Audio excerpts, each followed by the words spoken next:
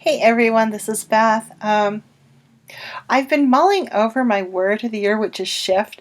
Typically, I do some reflection, but I usually kind of don't talk about it while I'm working with the word for the most part, until I'm closer to being done.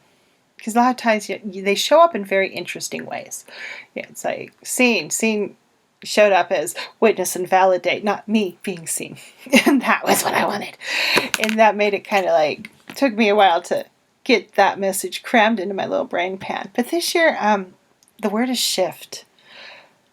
And I knew I wanted to shift energies. I want to shift into potentials, see things I couldn't necessarily see at the beginning of the year or the end of last year in 2019. And all of that's been true. But there's also this layer of the collective that I hadn't really. And it's like I know the collective's been intense for the last 3 years or so. Very intense. Lots of collective energy spikes that never come down. Our spike becomes our new norm. We've had a lot of intensity in the collective. I didn't realize how much I was going to shift and roll within the collective energies that are out there. How much I'm just to shift into what can happen after everything's all said and done. With quarantines, with COVID-19, pandemic, the current geopolitical situations, climate change. I mean, there's just so much going out there. I mean, there's a lot to shift into. But I didn't think it'd be quite as much a collective, the collective informing that shift. Does that make sense?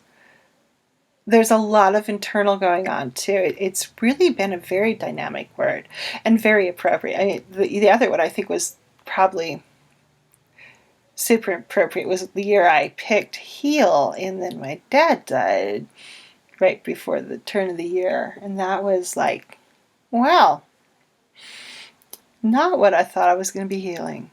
But that word was, very appropriate too, and got something completely different. And started seeing. It doesn't always happen.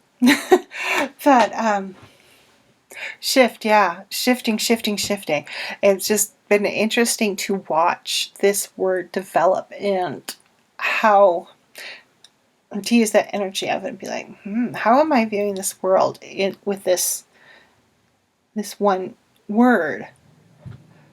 And how can I use it to keep morphing, transforming, alchemy? For myself, for the world, for everyone, multiverse, dimensions, whatever. At this point, it's kind of like not holding to one single bit of stuff, one single point.